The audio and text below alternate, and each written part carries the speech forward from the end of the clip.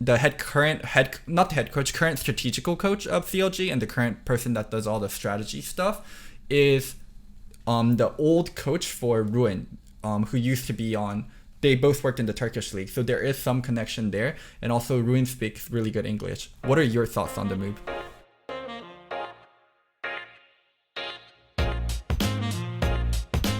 I like that. I mean, I feel like CLG is the one exception to the rule with a lot of stuff in North America in the past where they have seemed like the one team who is willing to spend time like anchored to players who are playing horribly for long periods of time just because they think that they do have talent and they might be able to develop them into becoming better. Again, they've of course had plenty of problems with their management and their coaching and everything in the past, like way back in seasons 1, 2, 3, and so on. But the main problem, as far as I heard that they had this last year, was they kept asking Nick Allen, like, what the fuck's going on with this team? And he goes, it's fine, okay, listen, CLG, it's fine.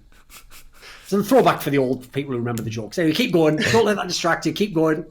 Yeah, I mean, I feel like if I were to draw a comparison with CLG to like a traditional sports organization, CLG is like the Green Bay Packers with Ted Thompson, or the Olympic Lyonnais or something of League of Legends, where they are so dedicated to developing talent and trying to make especially local talent work, or young players, that it almost hurts them and takes away possible playoff runs or championships away from them. So I love to see that they're finally making a move, because I feel like they are one of the teams that it's almost gotten frustrating how stagnant their roster has been in the past, and how just anchored they are to players that, I mean, sometimes it was like, I guess Smithy, he's maybe one of the better, if not best, they let go of the wrong ones. They were anchored with him for a while before they let him go. But let's see the ones they kept. Stixay, Darshan, the ones they let go. Well, the joke would be this, wouldn't it? It's like if you want to make a team out of, basically the team of players CLG kicked is way better than their starting lineup now. Like they kicked Double Lift, fucking Smithy, Pobel. It's like, what are you doing? What if? No, they kept Huhi, Stixay, Darshan, the real core, the real heart of CLG that actually won them the championships. You know, who needs talent when you have friendship? Who he willingly left CLG. They weren't even done with him. He was done with them. That's where CLG, the team, is now. Like, they're like some hot woman from the 80s that I would have watched a film and be like, God, she's so hot. Now it's like, I wouldn't fuck her because she's like 75 years old now. So, like, that's who CLG is within the context of this scene. Like, I always give, the sports analogy I gave, I did a video on this a couple of years back, was, to me, CLG is like the New York Knicks in basketball. Because bizarrely, even though they haven't been good, they are owned by the Knicks. Like, they had what? That's why the irony that they later got bought by that company is ridiculous. Because except for, like, I think the Knicks had 1 year where they went to the second round in like 2013 or something. But aside from that, they have been terrible for literally like 2 or 3 decades now. But the problem is, in people's brains, they still think that the Knicks should be a good team. Like, you hear every free agent discussion, it's always the same thing. Oh, Kevin Durant, he's definitely going to go to the Knicks because everyone wants to play for the Knicks. It's like, first of all, nobody wants to play for the Knicks. But that is still the fan expectation. Like, they're like, but with the Knicks, like, of course someone should want to play here. It's New York. It's such a sick market. Right? CLG has had fans like that for years where they're like, but we used to be so good. Like, if we just make the right signing, we can get back there. We can be good. It's like neither team is an elite franchise. Now you're at best mid-table.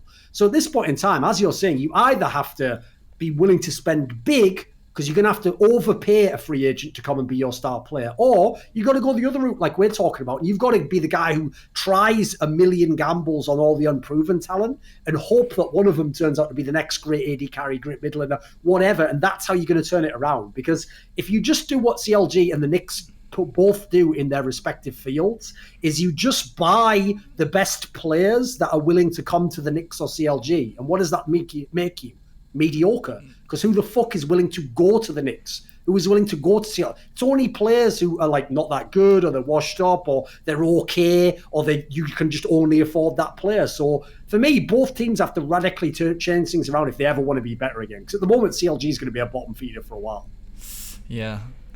Yeah, I mean, I feel like the most sad part about, because I've been following CLG since that 2010 World Cyber Games, and I've always, hoped that they would make some sort of right decision to be good and get good. And then seeing them choose to stick with Huhi over Pobelter just broke my spirit as a fan. To Huhi was not playing. I mean, maybe my memory's failing me, but it felt like at the time Pobelter was clearly the better mid laner. He didn't take up a residency slot. He was he was the best. So valuable.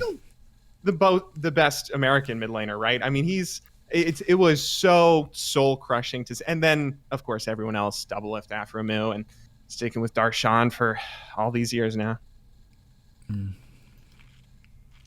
Dude, shit is fucking rough for players like Huhi, Darshan, like players that, oh my god, if they were bad sooner, their life would have actually been better. Like literally for players like Huhi and Darshan, if they were bad sooner, it would have been better.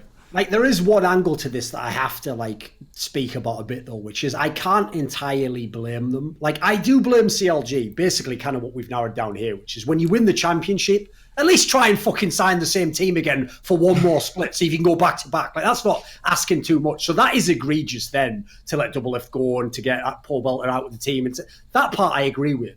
But the problem is the one part I actually sort of see where they went down a dark path is if you think of all those years where, like, you know, the saddest thing, Loco, is like, think about your era when you were the coach of TSM, right? Mm-hmm. The first split you were the coach of TSM was the last split where Monty was a coach. Mm-hmm. And if you remember the CLG teams that he had, so he had the team where it was Afromu and Double Lift bot lane, Link mid lane, Dexter jungle, and before Dexter, who was it before him? It was like Chowster or something like that. Chowster or Trick. Oh, GG, that was it. Big fat GG, sorry. And then top lane obviously was at one point Neon Tonso and then it changed to Seraph, right? Mm-hmm. So aside from top lane, where yes, admittedly they clearly had problems with both those players, elsewhere on the map, they had some very good players. Like the bot lane, the Rush Hour bot lane was obviously good, but probably the player everyone forgets is like Link was a very good mid laner, right? Mm-hmm. So they had pieces, they had quality pieces, but the problem they had in those teams was it always collapsed internally, personality-wise and in playoff scenarios. So unfortunately, the message that sent to CLG management was like, it's not about just having good players or players with potential. It's about having players who get along with each other, who can be coached, who are a cohesive unit. So if you look at what they initially did, they went towards that direction. They went towards the super team with Darshan, the super friends team rather. Like we're all best buds of like Darshan and Huhi and Afromu and Stixit. Like, what arguments is there going to be in this team? Of course there aren't going to be. It's a great team for that. The problem they didn't realize was it is still a video game. Like, just having people who get along well isn't going to be enough. You still have to be good at the video game. Like, they sort of fixed one problem and fucked up the other one. They have nothing now. CLG has none of the legacy players. They have none of the legacy players. They have none of the talent. They have none of the rising talent, maybe outside of Wiggly. Like, everything they hedge their bet on, they don't have. Their coaching staff is brand new. I don't want to say they have nothing, but they lost. Like, Tony is someone with wealth of experience. Like, he took TSM to final. Like, that gutter of a team. Like, a rookie in Acadian and Broken Blade. I know they aren't rookies, but very new, fresh players in Acadian and Broken Blade. And Zeben, who wasn't really working out for TSM, and he took that to finals. Like, they don't even have that coach anymore. They don't have the coach. They don't have the legacy player. They don't have the talent. Like, they literally have nothing. Like, what the fuck does that organization have now? Like, what value do they bring? Like, they are actually in one of the worst spots. Like, they're in, like, contention with, like, Optic, Clutch Gaming, or the new Dignitas. Like, they have nothing as an org. They're one of the oldest orgs in League of Legends, and currently they have nearly zero assets. If CLG as a team died tomorrow, people wouldn't even come up to their corpse and pick out some of the leftovers. Like, they would just let the leftovers rot. Like, that's the current state they're at.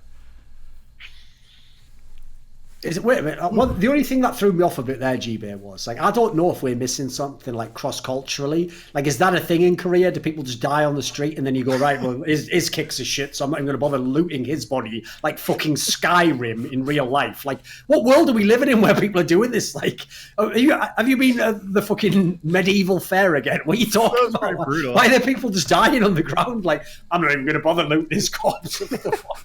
It's true though. The only person that might get looted is Pyre Vebo. Other than Pyre Vebo, like, who would people pick up from CLG?